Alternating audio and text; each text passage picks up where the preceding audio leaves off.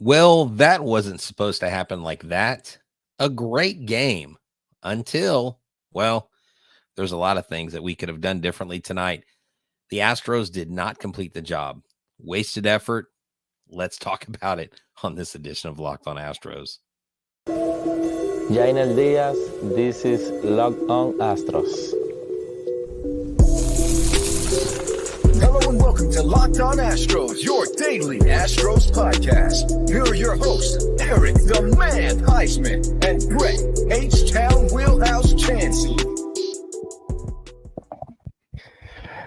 We are Locked On Houston Astros, and we hope that you join us for a daily Locked On Astros podcast. My name is Eric Huysman. You can find me on X at Eric Talks Astros. You can find me going to become a fan of a different team. I'm just kidding. But you can find me on X at Eric Talks Astros, and you can find the show at Locked On Astros. And guys, thank you for making us part of your daily routine. Whether it's on YouTube, go and subscribe to us. Go and make us part of your life on YouTube. Go ahead and subscribe to us. Just hit that little red button down there and go and become everyday or somebody that listens to Locked On Astros podcast every day. Today's episode is brought to you by PrizePicks. PrizePicks, the easiest and most exciting way to play daily fantasy sports. Go to prizepicks.com/LockedOnMLB and use the code all lowercase LockedOnMLB for a first deposit match up to $100. And Brett, where can I find you? Eric, look, hey, by the way, thank you for the shot glass you got me on your cruise. Guys, he got me a shot glass. I didn't bring it with me. I put it on X. I put it on Facebook. Appreciate it. I took one shot before the game. I thought about making a drinking game of how many times Abreu was going to get to hit in a key situation. I would have at least taken one more shot. Why the heck Joey Loperfido wasn't? Sorry, I digress. You asked me where they can find me. At H-Town Wheelhouse on X, Instagram, and TikTok. You can find me at Stros411 on Facebook and on X. And I'm back to the bullpen on X and on Instagram. Look, I'm always positive, always Stros, but I am positive that this was a win that you should have had. The Mariners even won. They were losing 4-0 late in the game. They ended up winning 8-4. So it's like, okay, well, the Astros have to have this. They gain a half game on the Rangers. The Rangers aren't playing today, so let's do it. Nope. Not today, kids. Not today. And I'm sorry. Look, this doesn't all hinge on one move, but there was a key move at the end of the game that I think really, really could have hurt us. You know, one of the things I think is going on, Eric? Kyle Tucker's agent. Kyle Tucker's agent is gathering box scores of when he's in the game and when he's not in the game, just to show how much his player is worth. So, Eric, this is a game that late in the game, they scored late runs. They took the lead. They did what they're supposed to do. We got the stupid ghost runner, which is a dumb rule. And look, all that's overshadowing a great start from Spencer Arrighetti. Spencer Arrighetti, the last 4 starts, has been excellent. Yeah, the Astros are now at 3-6 in extra innings, and I thought when they scored the 2 runs, this is Victor Caratini. I was going to come up with a title that Caratini in Spanish means clutch, something like that, to be creative or something. And then Bregman came through with something like that. That's what I was thinking. Yeah, I think you've already done that or something. But, I know, but I was going to do it again. I mean, hey, Victor, because I was at one of his walk-off wins. I mean, with the home run, he has had late inning magic. And what a great signing Caratini has been, Eric, but he can't do it all.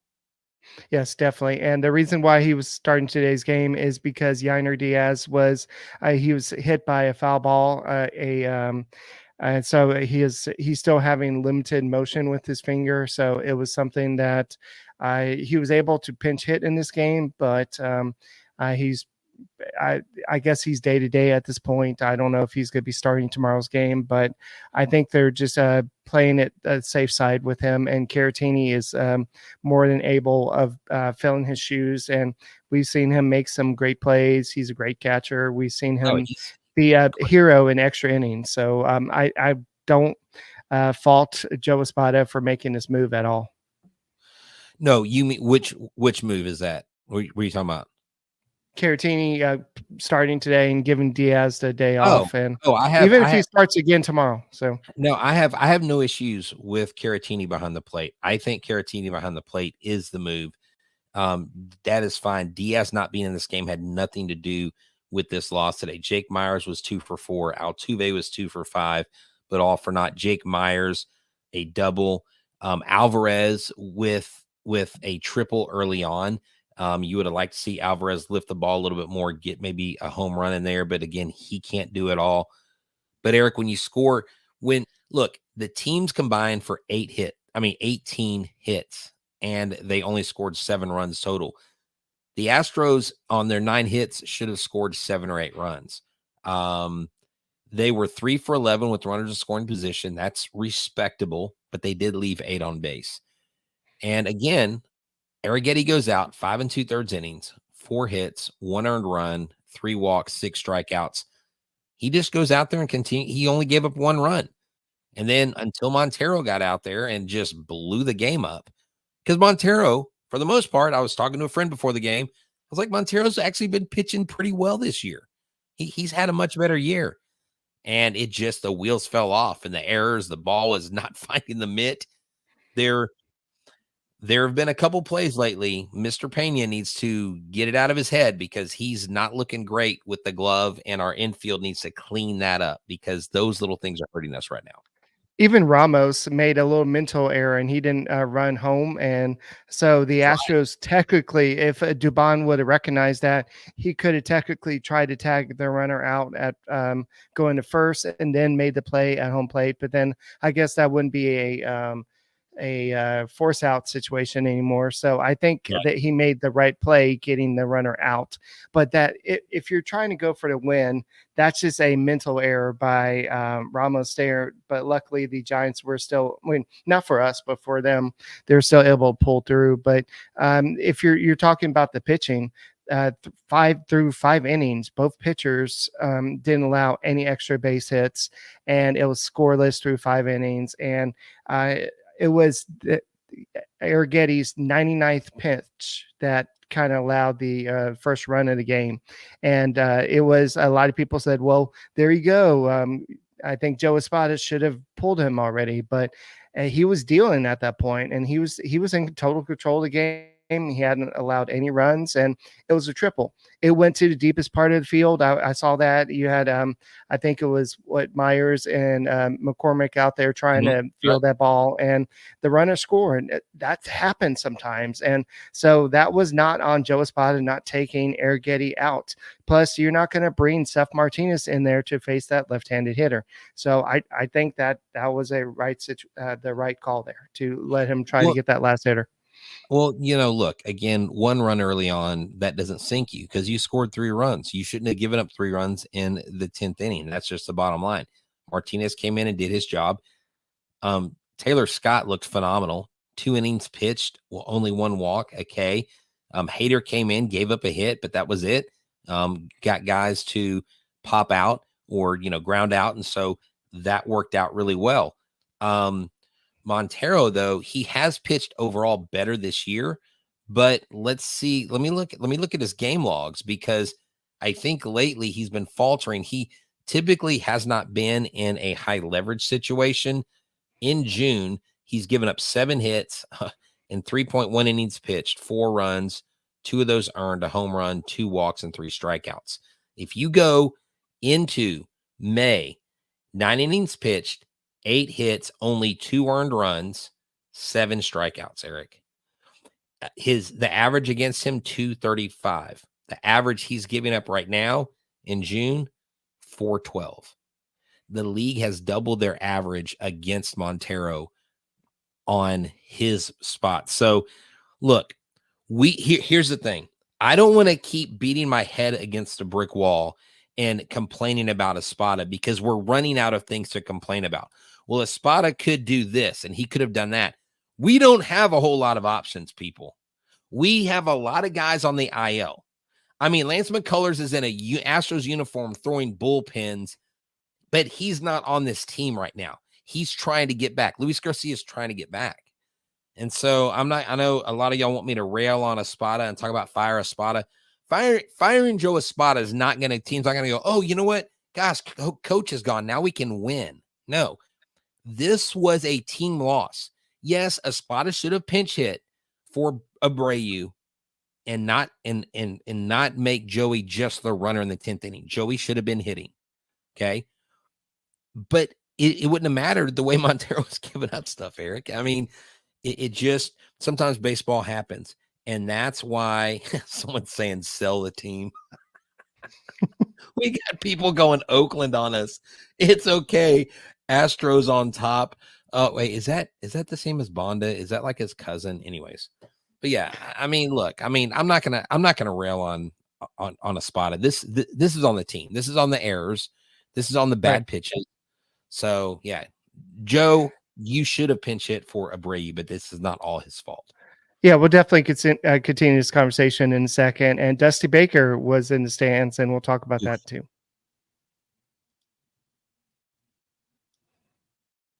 Look, spring has sprung, and that means that spring cleaning, whether that means stocking up on your cleaning supplies or swapping out your winter clothes for your spring clothes. Look, if you're swapping out your winter clothes for your spring clothes now in Texas, you're a little behind. It doesn't matter because Ibotta is there. It's a free app that gives you the most cash back every time you shop on hundreds of items, from groceries to beauty supplies to toys, so you can make sure you're beating inflation no matter what you're purchasing. The average Ibotta user earns $256 per year. That could cover the cost of an entire shopping trip, that flight that you've been eyeing, or that fancy dinner you've been craving. Other apps give you points and don't amount to much. With Ibotta, just add your offers in the app, upload your receipt, and you get real cash that you can cash out to your bank account, PayPal, or gift cards. Join over 50 million users and earn cash back every time from over 2,700 brands, retailers, and more. Right now, Ibotta is offering listeners $5 just for trying Ibotta by using the code LOCKEDONMLB when you register. Just go to the App Store, Google Play Store, and download the free Ibotta app to start earning cash back, and use the code LOCKEDONMLB. That's IBOTTA in the Google Play and App Store, and use the code LOCKEDONMLB. And this episode is brought to you by PrizePicks. Look, PrizePicks is a great, fun fantasy sports app. I love it. I play it. It is a blast. And they give you so many options. You can go with different lineups. You can go with different sports. You can go with the NBA Finals. You can go with RBIs and strikeouts. It doesn't matter. And what you have in PrizePicks, it's the perfect time right now to try it out with something new as basketball is winding down. You can try our esports this month, because for every Wednesday and Saturday in June, if your lineup doesn't win, you'll get your entire entry fee back. So choose from Counter-Strike 2, Call of Duty, League of Legends, and more. I made my first $10 deposit and received an instant $10 bonus. If you have the skills, you can play and turn $10 into $1,000. That's right. Available in 30 states, including California, Texas, and Georgia. PrizePicks will help you get in the game. So make sure you go to PrizePicks, download the app, use a promo code LOCKEDONMLB for your first deposit match of up to $100. Pick more, pick less. It's that easy.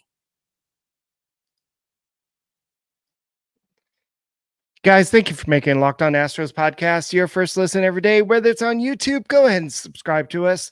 Go ahead and make us your first listen. Apple, Odyssey, Spotify, wherever you listen to your podcast, go ahead and check us out. And Dusty Baker, of course, works for the Giants now, and he gave Joe Espada some words of advice before the game. And I bet you he said something like, "It ain't so easy, is it?" or something like that. And I don't know if that's what he said. No, but he probably. This is what he said. If Abreu gets up, you got to believe in your guy. You got to believe in your guy. Don't put in low Perfito, because the fans will thank you later. That's what Dusty said. I'm sorry. Oh my gosh. But Baker probably said something like, "Don't worry, your bullpen will come around, or you pay these guys a lot of money and they're going to get the job done," or something like that. But I think everybody believes this team is good enough to win. And it's I think across baseball, people don't understand what's going on, because this bullpen has been one of the Astros strengths for so long. And it goes back to the Astros signing Josh Hader. Josh Hader got off to such a bad start with the Astros. Now he's kind of leveling off, becoming a good reliever. I know he gave up the game yesterday, but the bullpen has been overused just because of situations and beyond Joe Espada's control.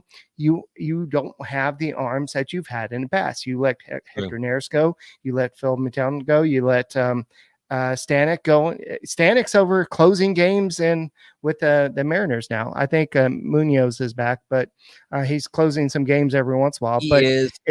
Yeah, and Stanek's been up and down this year. Stanek had that record-setting year in what 22, and then last year he didn't get used hardly at all. He didn't get used hardly at all in the playoffs in 22, and yeah, Stanek had early success on. Lately he hasn't been great. Look, Seattle's got some of the same problems we do with the lack of offense at times. They just are better in the pitching department. They're not dealing with as many injuries, Eric. But Arrighetti pitches well. Yordan legs out a triple, which I was like, oh my God, this dude's running good. His knees look great. I'm very encouraged by that. It's just these dang bullpen issues, man. It's the back end of the bullpen is you don't know which bullpen you're going to get, and night in and night out, they'll come out and pitch a masterful performance, and then they'll just crap the bed. So that's hard to manage. That's hard to manage around. And I don't care if Dusty, I don't care if Terry Francona, Bobby Cox, Tommy Lasorda, Tony La Russa. I mean, you name any top manager. I don't know how you're going to manage around the injuries and the staff that we have. I don't think that the bullpen has been managed properly. And I think that's part of the problem. And when these other things come up and errors come up, it just makes everything so much worse. I know that if you look at the manager's playbook, you put your closer in the ninth inning, and then you just kind of play it by ear from there. But in this situation, in the ninth inning, it was the bottom of the lineup, and you didn't have any runners on base. While in the 10th inning, you had the ghost runner, of course, and then you ended up having a whole bunch of runners reach base. That would have been the time to, if you can only pitch maybe Hader for one inning, why not go ahead and have Hader in the 10th inning? But then if you would have brought in Montero into ninth inning, we may not be even having this discussion about the Astros scoring 2 runs in the second inning. But it's just, the Astros just don't have the guns anymore. And so this brings up, before we get to Diaz, I did see JP Morosi talking about a trade that he thinks might happen. And it's not one that you, Brett Chancey, are going to like. He said that he thinks that the biggest trade candidate for the Houston Astros is Jake Myers. Because of the season he's having, the Astros need to find some way to get Joey Loperfido some playing time. And Jake Myers has, for the first time in his career, value. He's playing great. He's playing great defense. He's hitting well. And he's also has team control. So this is not like Alex Bregman. Alex Bregman is a rental. So if any team is going to go trade for Alex Bregman, yes, the Astros would get something, but it wouldn't be as much. And granted, Alex Bregman is, even with a down season, he's going to get more than a Jake Myers would. But if you need somebody like a reliever or an extra starter, I think Jake Myers would fit the bill. Right. And he talked about the team that would best fit for Jake Myers would be the Philadelphia Phillies, who do have extra relievers, who do have starters, and that year of control. Right now in this climate, when teams like the Phillies are trying to find a way to get back to the World Series, because it looks like right now, the Dodgers might be everybody's favorite, but the Phillies, they look even better than they were against us when we played them in the World Series. I mean, they're very good. And so if you trade Myers to the Phillies, what are you going to get back pitching wise? Are you going to have to package somebody else in that deal? Now, someone said to me when I was talking about this, why don't we trade Chas McCormick? I'm like, well, Chas doesn't really have the trade value that Jake Myers does. And he does fit the Phillies. Now, I haven't examined top to bottom. I can't tell you which Phillies players exactly fit like a profile. I haven't even done the trade simulator, so I don't know who I would put in there. Someone said trade for Ohtani. No, that dude's going to go. That dude's going to win the MVP in the National League. That's all there is to it. But, Eric, not to get off course, but if the Astros don't get their crap together, we may see a Yankees and Dodgers World Series this year. I mean, because the Yankees are the best team in the American League right now. And it's crazy because before the season started, I didn't think they were going to be, I knew they would be good, but I didn't think they would be this good. The thing is, the Astros, and the reason why I say that, the Astros are in a perfect situation where they're in a division that nobody's really running away with the division. Yeah, it may be 8.5 games now, but it really should be 15 or 16 games the way that the Astros have played. So Right. if you get into the playoffs, if you win the division, you have a chance. The Astros are now 5-14 in one-run games. Oh, that's horrible. 5-14. That's not going to do anything for any team. So the Astros got to improve their bullpen, or they got to get healthy or something. So I don't know what's going to happen, but something's got to change. So we'll continue this conversation in a second.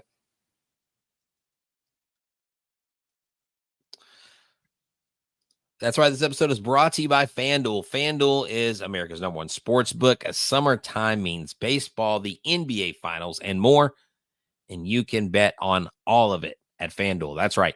Right now, new customers get $200 in bonus bets. Not $150, not $50, not $99, but $200 in bonus bets with any winning $5 bet. I mean, you get $200 back if your bet wins, from everything from the NBA Finals MVP to who's going to hit one out of the park. I mean, think about it. FanDuel.com/lockedon is what you need to do. Add a big win to your summer bucket list. FanDuel is a great place to go. I highly recommend it. $200 in bonus bets for a $5 bet. FanDuel, America's #1 sports book.